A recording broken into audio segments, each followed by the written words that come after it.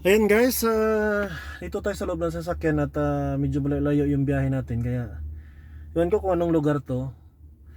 Hindi ko akalain guys na ano pala, dito sa gitna pala ng disyerto sa Riyadh, Saudi Arabia. Hindi ko akalain na may tubig pala ditong nagtatago.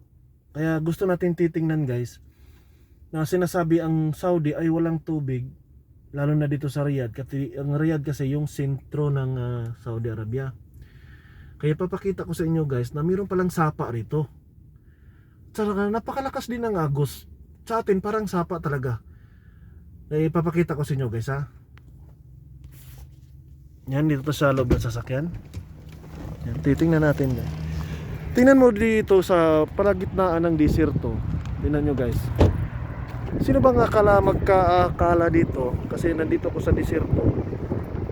Sa gitna-gitna ng disyerto. May mga puno ng kahoy. Yan. Yan mga puno ng kahoy. May kalsada doon sa malayo. Wala na talagang kabay-bahay dito guys. Kaya huwag ka mag-iingat to. Dito may mga building dito na mga ano. Dito ito yung sapa guys. Eh papakita ko sa inyo. Ayan sa tawid doon sa kabila, mayroong ano mga bahay-bahay na pero parang ano na, parang inabandon na kasi nga ano na. Guys, tingnan niyo yung tubig guys, oh. Yan. Diba guys?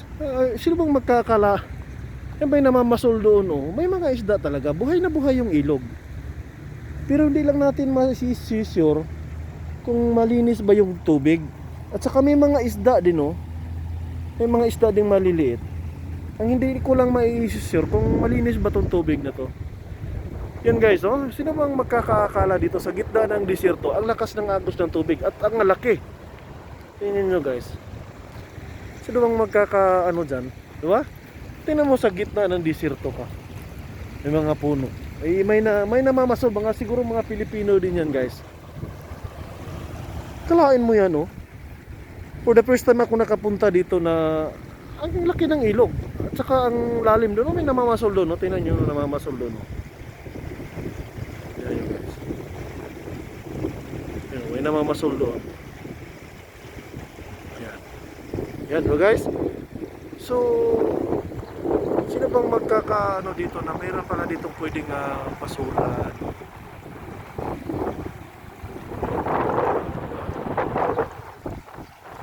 Ang lakas ng agos guys. Di ba? Na-surprise ako nung nakita ko to. Parang may mga namamasul dyan, may mga tao. Kaya tininan ko, pinasok ko talaga. May tubig talaga. Ang lakas din naman yun, malakas ng agos oh.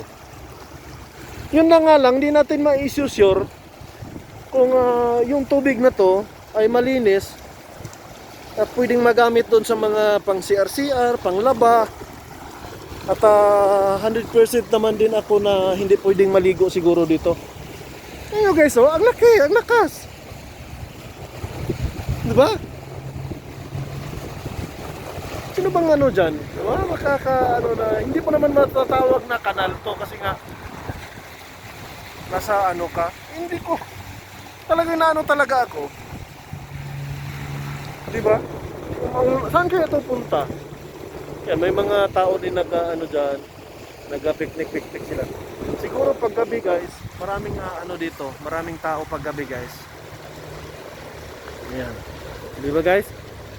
Hindi mo ma-expect na sa gitna pala ng disyerto, may malakas na agos na tubig. Kita mo naman yan yung current ng tubig oh. Yun yung current ng tubig guys.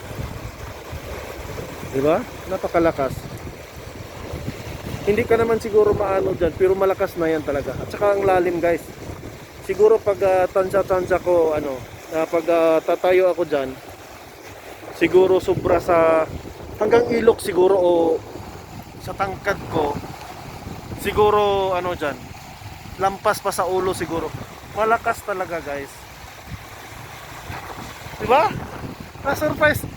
Hindi ko talaga na-surprise talaga ako guys. Sa gitna pala ng sa gitna ng disyerto, may tubig pala. May tinatagong tubig sila dito.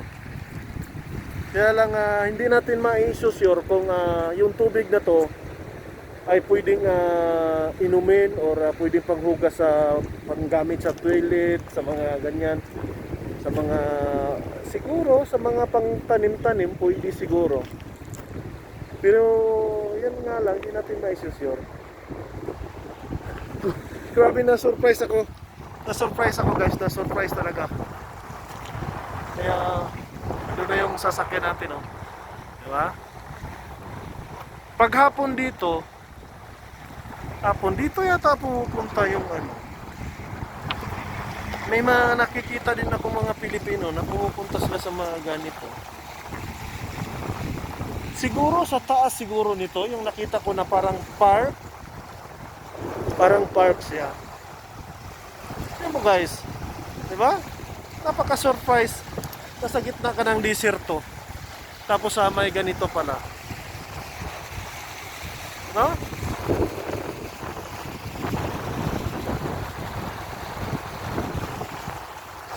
So, kung titingnan mo tong ilog na to, siguro malayo ang napupuntahan nito kasi ang current ng tubig, ang lakas, tapos ang laki. Siguro kung matsansa mo to, siguro mga 8 tao magtitipa, yan, kasya. Or 6 na tao, kulang pa yata yung 6 talaga. Hindi pa. Mga 8 siguro. Pero mo, laki. Ito ha?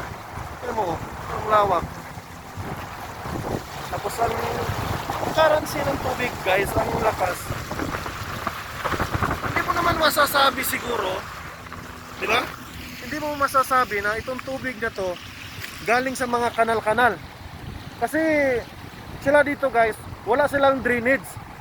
Wala silang drainage na masasabi mo nga itong tubig na to galing sa mga kanal or mga drainage. Kasi wala sila dito, wala silang drainage. Kaya nakita mo nga pag mag-counting ulan dito, nagbabaha-baha na. Kasi nga, wala silang kanal sa gilid ng daan, wala silang mga drainage. Kaya hindi mo masasabi, itong tubig na to galing sa kanal. Ang lakas pa ng hangin. Lakas pa ng hangin, pasensya na kayo, maingay. Kaya hindi mo rin masasabi kung yung tubig na to galing sa kanal o galing sa mga CR.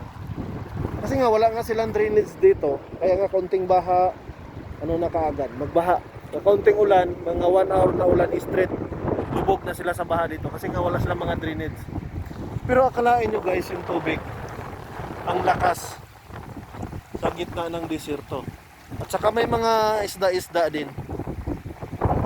Wow. Ano talaga, very surprise talaga guys.